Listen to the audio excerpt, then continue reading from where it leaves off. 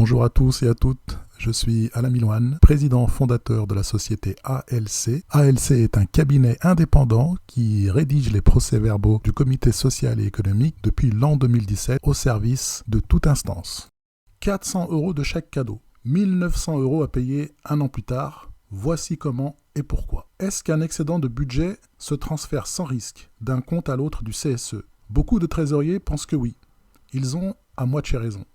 Le prix se paie un an plus tard sur une toute autre ligne.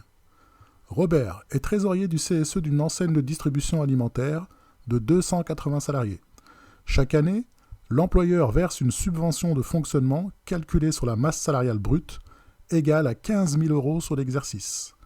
Les dépenses réelles, documentation, formation des élus, frais courants, se montent à 11 000 €.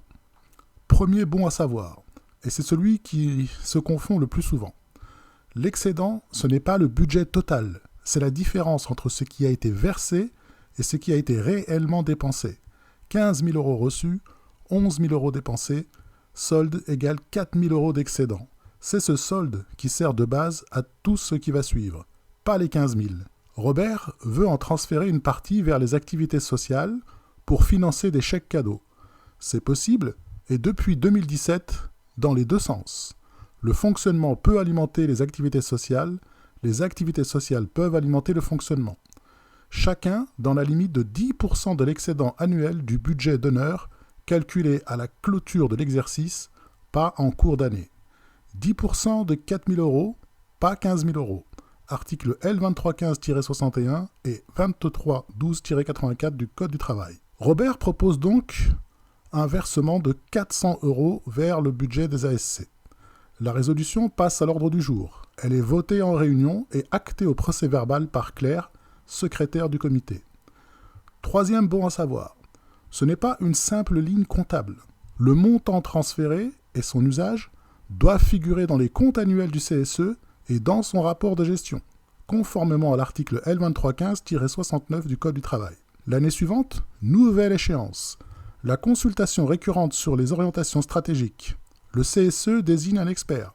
Le cabinet Delvancourt chiffre sa mission à 9 500 €. Quatrième bon à savoir, celui que Robert ne connaît pas encore. Sur cette expertise, celle des orientations stratégiques, le financement se partage à hauteur de 20% pour le CSE et 80% pour l'employeur. Article L2315-80 du Code du travail. Ce n'est pas la règle partout. Sur la situation économique et financière ou sur la politique sociale, l'employeur finance l'intégralité dans tous les cas. Ici, c'est différent. Cinquième bon à savoir. Il existe toutefois une exception. Si le budget de fonctionnement est insuffisant pour couvrir le coût, l'employeur peut prendre en charge la totalité de l'expertise. Mais une condition s'y ajoute, et c'est celle-ci qui change tout pour Robert. Cette prise en charge intégrale ne joue que si le CSE n'a transféré aucun excédent de budget de fonctionnement vers les activités sociales au cours des 3 années précédentes. Et l'inverse existe aussi. Un CSE qui a bénéficié une fois de cette prise en charge ne peut plus transférer d'excédent pendant les 3 années qui suivent. Le blocage joue dans les deux sens. Robert avait transféré 400 € l'année d'avant. L'exception ne s'applique pas. Le CSE retombe sur le 20%, 1900 € à sortir d'un budget de fonctionnement qui ne les avait pas prévus. Robert le résume ainsi. On a distribué 400 € aux salariés pour Noël et il faut retrouver presque 5 fois plus un an après pour payer l'expert. Rien n'oblige à rembourser les 400 € déjà distribués. La loi ne le prévoit pas. Le coût de l'expertise, lui, reste entier. Le CSE a réglé les 1900 € sur le budget de fonctionnement de l'exercice suivant.